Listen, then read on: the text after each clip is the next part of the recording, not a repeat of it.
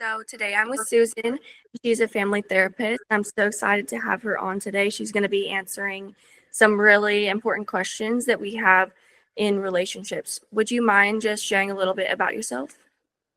Sure. Yes. Hi, I'm Susan Chen. I am a child and family psychotherapist. I run a small group practice in Chicago and in the suburbs of Chicago. Yeah, and we work a lot with families that are going through transitions, like welcoming a baby. I work a lot with moms who are kind of understanding that transition in the immediacy and also like years after becoming a mother, because sometimes I think it becomes apparent how big the transition was only in hindsight, Mm, for a lot of moms. So I'm happy to be with you and to chat about what can happen between inside the system, between the couple, how much it changes the dynamics. Um, absolutely. So I guess the first question will definitely roll us into this conversation, but many couples feel surprised by how many changes occur after the baby comes. Can you let us know just a few of the struggles that they may face? mhm. Yeah, I mean, I think welcoming another being into the world is such a massive transition because you're going from two subjectivities to three, Mm, right? And it's a very vulnerable, right? It's a baby who needs so much and who can't say what they need. And so there's just, I think, this intersection of um, yeah, almost like panic sometimes because, people are adjusting each partner, the partner, if a partner gave birth or if a couple is adopting, right? There's so many adjustments that are happening. Um, and just one of the biggest things I think I see is like how it can feel hard to what used to be just fine to balance between a partnership between a couple can feel hard to figure out with a third that needs so much mm, how to balance the needs of the baby, how to balance the needs of maybe a mom who's recovering physically, emotionally, hormonally, how to not forget about the other parent who also is in a transition whether or not they birthed the baby. Um so I think it's so unique to each system, truly, I think. But I think just that piece of like how to hold all the needs can become like the thing that kind of gets tossed into the air and like the pieces fall where they may. And I think that's where a lot of, I think, the disconnect and the feelings that maybe are hurt or angry can stem from. It's just how do we hold three versus two? Um, yeah, so it sounds like there's just like so many needs that don't understand each other too, in a way. yeah, Yeah, right. It's like, how could any partner, again, whether you're the partner giving birth, whether you're adopting, whether you're the non-birthing partner, how can anybody know how it's going to impact you, right? For a mother going through birth, like, how do you know how you're going to feel once the baby comes? There's no way to know. And there's no way to know what kind of baby comes. Like, do you have a baby who's really calm and chill? Do you have a baby who is in the NICU? And that's another layer of trauma and uncertainty? Is it a baby who's more fussy and needs to be held a lot? There's just almost like, as much as our brains love to have a way to plan, right? This is how we'll do it. I think the part about becoming a parent or becoming a system of three versus two is that there's so much that we don't get to know beforehand. Mm, And so I often think that is the hard piece. yeah. I can definitely like relate to that as well. So, yeah, Yes. what would be some like misunderstandings or expectations that often create tension between new partners? I think again, sort of like going back to sort of like who's going to tend to what need for who, right? Is the expectation that, you know, the partner, that the mother is going to stay up all night with the baby? Is the other partner going to sleep? Like, who's Mm, going to help? Who's going to hold? Who's going to be in charge? Does the other parent get time off or not? I think so many misunderstandings can come with maybe expectations that aren't talked about really clearly ahead of time. Like I see a lot of families where like the mother will say something again in hindsight, like a year or two down the road. I really just thought he would understand that like I couldn't do it by myself. And I had this and like this fantasy that we'd be sharing the night shifts. Mm, Right. And then and a lot of it I think comes from like how we grew up and what we were told about how our parents raised us. So if the other partner was like, oh, well, in my household, the dad just slept and didn't do that much, he might not with malice, but just kind of like, because that's what he knows, assume that the mother's going to do it all. And I think that can create a lot of misunderstanding. If you aren't sort of talking ahead of time about what the hopes are and what the wishes are, and like if you've got a week off or a month off, how are we going to structure that time? Um, and also, I just don't think that there's a lot of space often societally for moms to talk about what they might need after or what might be helpful. Like, I think sometimes there's this unspoken expectation that we should do it all. And mhm. it almost it feels like if we ask for help, like, is it okay if I ask you to take a night shift or two? Right. So I even feel like that thing, if it isn't talked about openly, can get tricky because then I think one parent starts to feel resentful. Why can't I ask? I'm so tired. I haven't slept. I feel a little out of my mind, right? Because I'm so tired, which is so understandable. Um, Yeah, absolutely. So, how can a mom fit in those conversations with her partner? What would be your recommendation?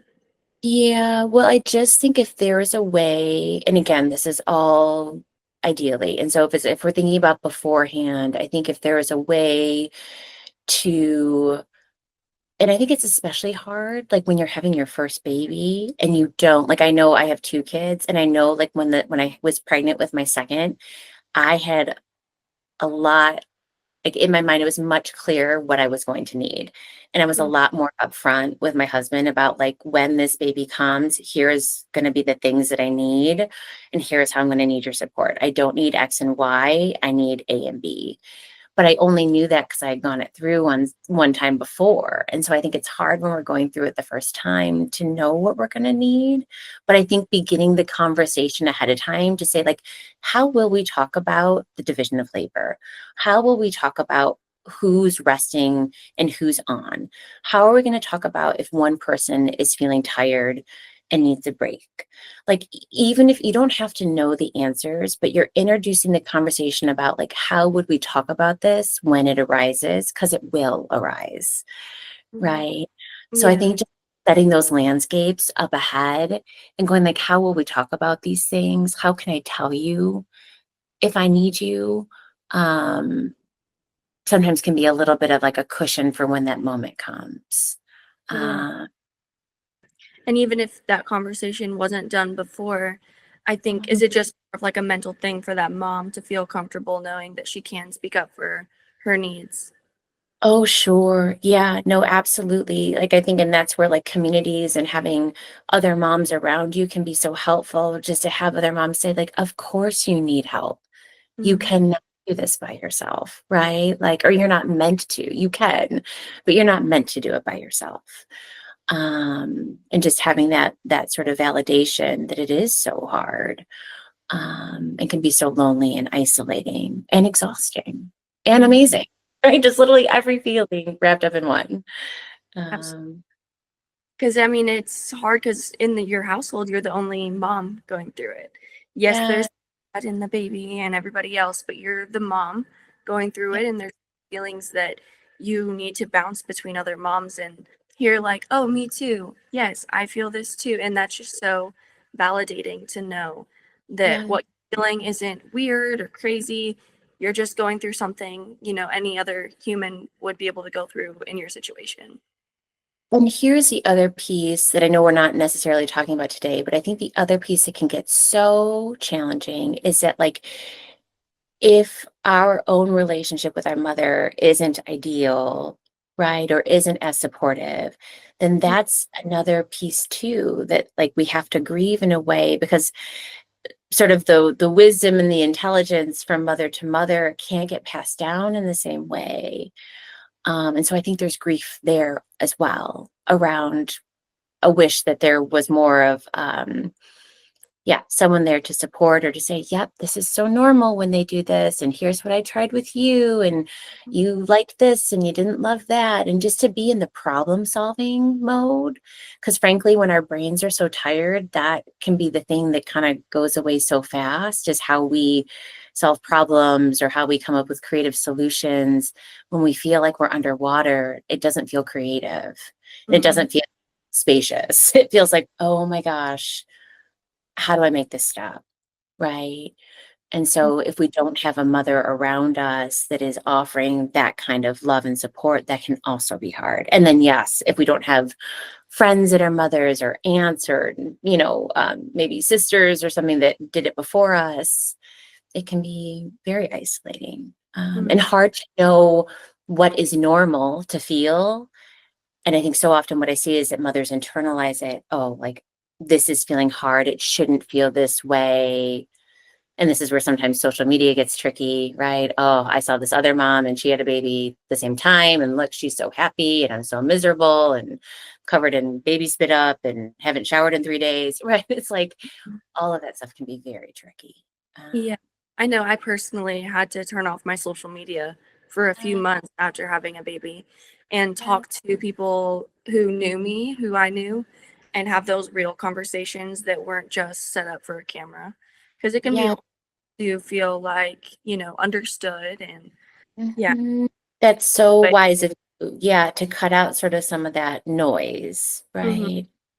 yes, that comparison and like you said, it's super hard to think whenever we're going through the sleep deprivation, hormone drops, and all of those things. And so having somebody who's more grounded, been doing this for years is so beneficial. Yes, absolutely. Yeah. So as far as emotional connection with Mhm. the mom's partner, how can they communicate when they're both tired, overwhelmed, or feeling disconnected? Yeah, so maybe again, I would say there's like if we're in an ideal situation and we're thinking about it ahead of time, and then maybe like more of like in the trenches. So I think if we're thinking about it ahead of time, having space to talk about like how best for me to communicate with you. If you and I are both feeling overwhelmed or like we're drowning, like what is the best way? Should I send you a text? Should I write you a note? Can I tell you verbally? Is it best to say it? Like that some partners have things that are much more ideal for them to take in information, Mm, right? And I think sometimes if we know that or we ask about it, then when we do go to ask, it feels more like our partner knows that we're doing it with care, mm, right? And again, that's like more on the ideal side. Um, and I also think something that kind of fits in there too is just like knowing like our partner, how they manage overwhelm. mm, Right. So if we, like, I know for myself, I'm more sort of like anxiously attached. So when I get overwhelmed, I want help. I want to be close. I want connection. And oftentimes people who are like me find people like my husband who are more avoidant, right? Where like when he feels overwhelmed, he wants space, he wants quiet, he wants rest, he wants solitude. And so those things, when both parties are feeling overwhelmed, that can be a tricky dance to dance because what the need is for each partner is inherently different than what the other needs. mm, So sometimes even just knowing that and going like, listen, I know when you're overwhelmed, you need space. I want to try to give that to you. I know when I'm overwhelmed, I'm going to need you to step in, mm-hmm. right? Right. Um, So if both partners say are overwhelmed and that awkward dance of push and pull, say if a mom needed that support but her partner wasn't able to, would she what would she need to practice then for herself? yeah, well, maybe a couple of things. It's so hard when I think back to like the first year of life and like some of the things that I might think about offering. It's like, oh, and I want to say to myself, like, are we available sometimes to like I can imagine if someone had said some of these things to me when I felt like I was drowning and I felt alone, I would be like, I don't know if I have space for that. So these are just sort of like offerings that if they don't fit, it doesn't mean that anyone's doing anything wrong or bad. I think it just means like we all have different tolerances and Mm, capacities. And so I just kind of want to like float that reminder that everybody's going to need something a little bit different. Um, But yeah, I think if a mom is feeling overwhelmed and a partner needs space and I think it's like really practicing asking for help. And if it can't be from that partner, is there someone else who can come and help and step in? And I think I remember even having people come in for like an hour, friends that would be like, I'm gonna watch the baby, go do whatever you need to do. And I would like go to the gym or I'd go for a walk or I'd go sit and have a coffee. Like that felt so wonderful to have someone come and help in that way. Um, and again, that's not available for everybody, right? And that's the part that's so hard is sometimes it is a little bit of like finding ways to get through it and finding ways to notice when we're getting so activated and we're feeling so overwhelmed and like knowing what helps us there. Right.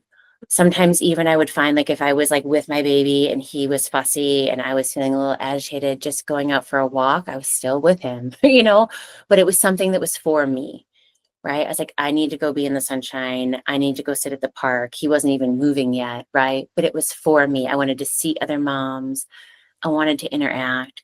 So I think really to answer your question more directly, the thing that moms can do is to have a sense of like what does help when they are feeling overwhelmed and to be able to track internally when they're getting like if 100 is where we blow and we like are like wow we kind of lose it, how to begin to track when we're at 60 and notice that, how to begin to track when we're at like 80 and notice that, right?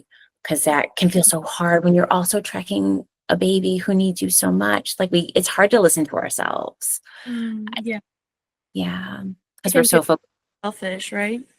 Yeah, of course. Well, that's a narrative. Yeah, that like if we were to think about ourselves, like what kind of mom would we be? And that's the other thing that I really am always wishing to help women, mothers rewrite is like that piece of it, which is that to be the best mom in a way, you have to consider you. You have to consider you. You have to have space for you.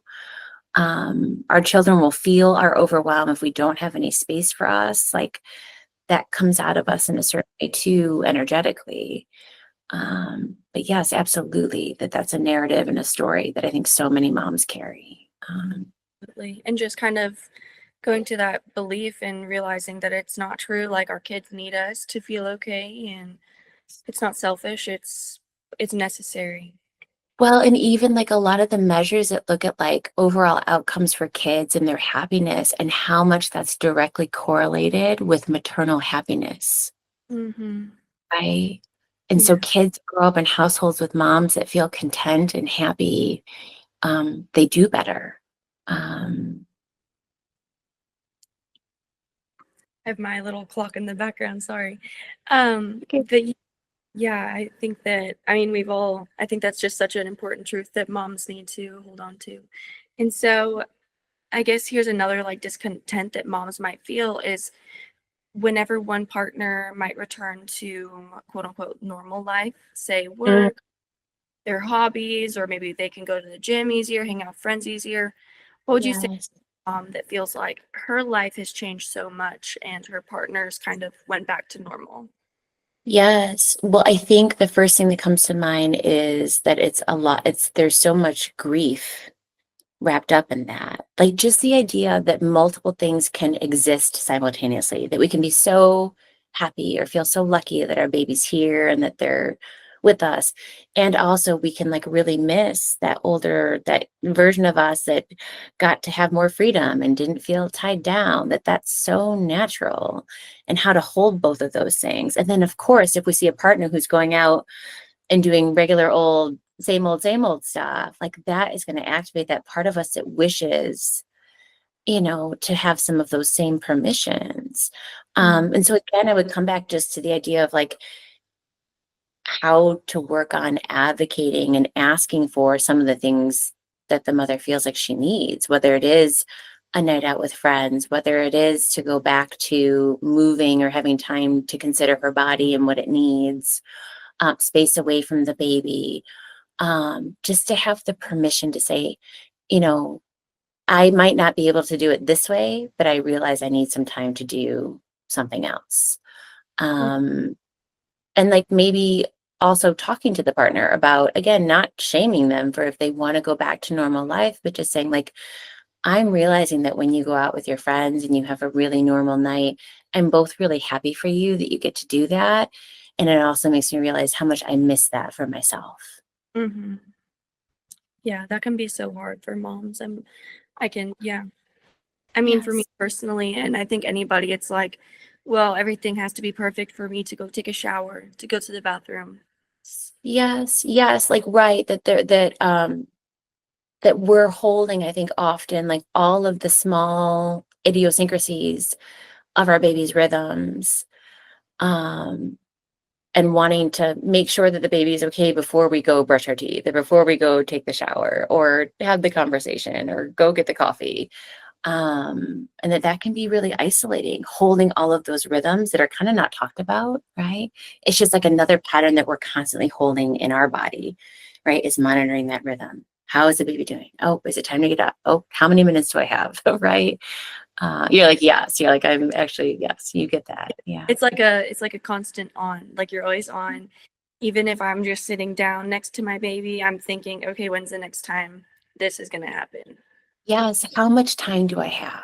Right? Is a thing I hear mom say, like, how much time do I have? Yeah. Yeah, versus like letting go and actually relaxing. It's kind of more of that tension that I think maybe some partners don't understand either, because they don't Yeah. have constant tension if they're able to kind of do the normal things. And the other thing I'll say that isn't, it's related to your question, but it's just something that I see so much that I think it's worth mentioning is that the other dynamic I see happen is that, like, let's say a partner had some time off of work and then goes back to work. Mhm. So often the thing that I see happen is that each partner, when they're coming back to meet each other, each partner has a fantasy. Like for the mom, I think often the fantasy is like, I cannot wait to hand the baby over. I cannot wait to like, go take that shower or have that warm cup of coffee or take a nap to have some freedom, right? And then I think the partner coming home often is like, oh, I've had such a long day. I can't wait to relax. And so the thing that so often happens is that like those fantasies like kind of like smack each other in the face, right? Because people hope that they come home and everybody wants relief. One wants relief from the day that they had, and the other wants relief from the day they had. And so even just to talk about that beforehand, right? And to say like when you come home, even if it's not right away, if you need 20 minutes for you to land and do what you need to do, then can I have my time where you're with the baby and I can take some space? Because so often what I would like see come into like the therapy room would be like, right? Like you came home and you didn't. And it's like, well, I had a hard day and you did this. And you're like, oh, everybody's got a fantasy when they're walking either through the door or when someone's walking into the door to meet us. Mhm. Um, and so just to kind of like know that that's normal and how to structure it so that both people's needs can get met. Uh, Mhm.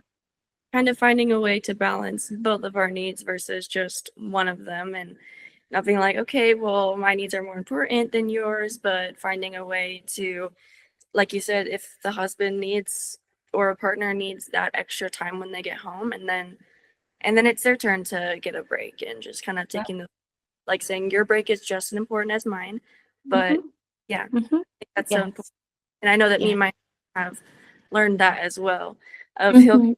I'll be like, okay, here you go. But then I'm like, okay, no, he needs a break too. So I'll give him Yes. some space, just for example. And whenever our baby is ready for sleep, it's super relaxing just to, soothe him and let him go to sleep. So my husband will kind of take over that because, you know, and then I'll Yes. go and do my own thing. So just an Yeah, example of how it works in my life. I've seen that. absolutely. Yeah, it's a great example. Thank you. So as far as like unresolved stuff from like childhood, how do Mm, you take on that showing up in a relationship, especially after baby comes? I mean, a part of me wants to say like, Mia, how much time do we have? Because like the Yeah, ways are it's a like deep one, right? it's a deep one. Yes, and just that some of it is on the surface and some of it we might know. Like the thing I was saying earlier, like having a like going into motherhood myself and not having the best relationship with my own mother at the time, like I knew that that was a wound. I knew I was carrying that. I was aware of it, and it was still hard. And then there's other stuff that just pops up, it seems, right out of nowhere that we're less conscious of. And that can be the trickier stuff because we don't always know where it's coming from. And it can come up as a behavior, it can come up as a like a big feeling or a big reaction to certain things. Like I've seen like, a particular parent like really doesn't want to feed a baby or really doesn't like a certain aspect of, and it's just like just to get curious around that sometimes. And again, Yeah. this is where we can be very helpful because often whether it be time or just how we protect ourselves psychically, it isn't always just at the ready for us to open up. Yeah. Often what I find takes a lot more digging to help the body feel like it is safe for like the thing to come up. Mhm. And so I think our wounding in childhood or in any point, any sort of trauma that we've had can get stored in our body. And so, in one way, the more you know about yourself going into parenting, amazing. Also, I felt like I knew a lot about myself. And then I had kids and I was like, whoa, there was this whole other thing that I didn't quite realize was going to be coming back or that was even going to need my attention again. And so that's okay too, Mhm. right? We can know what we know before we go in. We can like read the books. We can think about what it means to be nurtured or what it means to be cared for. Um, and then some of it's going to just come up and surprise us. And that's so natural and so normal. Uh, Yeah, so even if like we don't discuss like all of the logistics of those childhood wounds, I think just knowing that they show up and being aware mhm. that some of these things do need deeper healing on both ends, and say if they needed to work through it, maybe that was therapy or like self-reflection, right? Mhm. Or those Yes, specific tools. yes, yes. Or like, for like partners connecting with other partners who are like the non-birthing partner or for mother, like I think there are so many ways that we can find community and safety Mhm. to figure out what's going on and to figure out and just to know that it doesn't mean that you're a bad parent, right? Mhm. That this happens to everyone to some extent, right? Where something, because it's just such a vulnerable time. And so much like they talk about like that the brain, like one of the big sort of reconfigurations of the brain is like in going into parenting. It's Mhm. such a massive shift. And so again, it's sort of like all of our stuff kind of gets tossed up into the air and we're like, wait, why am I so mad about this? And like, so it's just so normal for it to feel hard, or to feel discombobulating or to feel overwhelming, on the logistical level because there's that third entity, and also on the internal level because we're completely reorganizing Mhm. ourselves psychically, relationally. Um, yeah. Absolutely. I know we're running a little bit short on time here, but if we could talk to the mom about, maybe if you had any like realistic practices or something she can do or her and her husband can do to connect a little bit deeper, Mhm. emotionally, and just building that relationship after baby. Yes. Well, I really think about just like the simple things because I think in a time that has so much, like it has to be simple to work.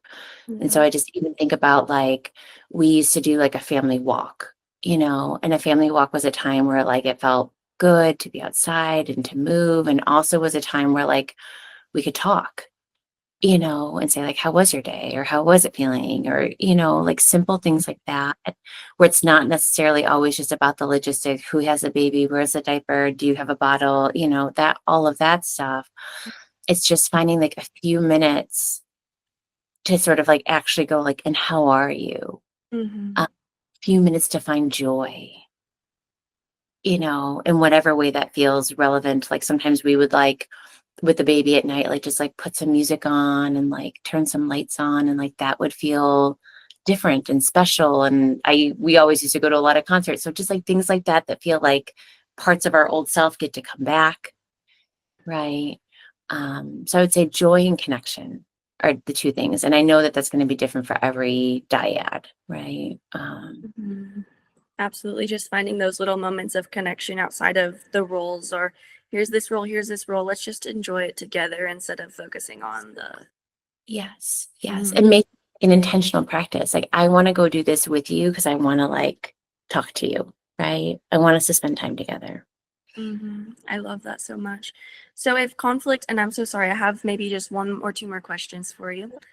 Yeah. If conflict was to arise and say moms wanted to find a way to, maybe repair with their partner, find a way back to stability, I know that might be different for everyone. Like we mentioned, different needs. This partner might need this to repair, this partner this to repair. If you were to just give a few tools or advice, what Yeah, I mean, I think the in my mind, the biggest tool is knowing our, and I mean, attachment's a fancy word, but just like what do we need when we're in distress? And then what does our partner need? And do those align or are they asynchronous, right? Do they not match up? Because like if there is conflict and you know that like when you, for me, like when I have conflict, I want closeness or I want to fix it right away. And I know that my partner needs the opposite. Having conversations outside of the conflict before the conflict happens, right? Or after a big conflict, once it settles, and having like, how can we figure this out? I Mm, know when I'm being worried or mad or when we fight, I need some reassurance, mm, right? And the other partner is like, well, I need some space. And so, like, there's been a lot of different things that when working with families, that I feel like can be helpful, whether that's just like, you know, the partner who needs space saying something like, I want to hear you. I just need a minute. And I mm, promise I'll come find you when I'm ready, mhm, right? There's a book for kids. It's called The Invisible String. It's like that same idea. It's about like, how do we keep this invisible connection even when we're not together? And so if a partner is more anxiously attached, they need a little bit of that, like, are you coming back? Are we gonna repair? Is it gonna be okay? And so mm, if the other needs space, just finding ways to say that and also take the space, mm, right? I've had couples where they will write it, like the partner who needs to go away will like write a little note, and just be like, I love you no matter what. We always figure this out. Right. And then that partner will keep that in a safe place just to reference. I know they always come back. I know we always figure this out. mm. Right.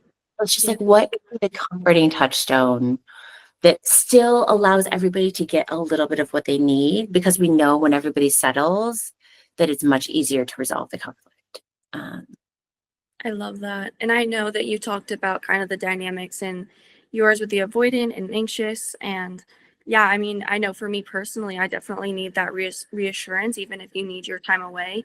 Let me know you still love me. We're going to be okay. I always love that reassurance of, we're going through this, but we're going to be okay. Just tell me it's going to be fine. That's just what I need in that moment. And it's so special to get that. Yes, and sometimes partners who are more avoidant need that wording because it's not what they need intuitively, right? So sometimes they need the direction to say, like, I just need you to say, hey, I need some space, but we always figure this out, right? Mhm. Absolutely. So that was all of the questions I have. Was there anything else that you want to say to a mom that's maybe struggling with relationships or just being able to feel like yes, it's hard for her and being able to connect with her partner still? Yeah, I mean, I guess if I had to say something, it's just that like this piece, despite it feeling so hard and discombobulating and chaotic sometimes, it's just so natural. Even in systems where I feel like people have come to the table with a lot of health and a lot of wish for good things, and it's such a disruptor to the whole system. And so just to know how normal it is, and how important it is, and to get help and to feel supported. Again, that idea of like we weren't meant to do this alone. We were meant to do it in community. We're relational creatures by nature. And so the idea that like a mother should be able to give everything to a baby and then need nothing for herself just doesn't compute. Like the Hmm. math work there. So I just think the more that I'm so happy to be having these conversations because I think the more we can normalize that the need is real, the need is evolutionary, It's what has allowed communities to survive, is like in needing others. It's not a flaw. It doesn't mean that you're weak or bad or not a good mom. We're meant to need others, and especially in times of great upheaval, like having a baby. Um, I love that. I love that so much. Like there's like I'm just gonna be holding on to that. Like it's not a flaw of mine. It's natural yeah, and I love that so much. yeah. Well, I'm glad. Thank you so much for everything you've shared today. I know a lot Yeah, of people are gonna find healing in this conversation, and yeah, just reaching out to you in the community or me in the community, like ask questions, be yes, and we're gonna jump in there and be your support. So yes, yes, absolutely. all right. Well, thank you, Susan. Yes, Nia.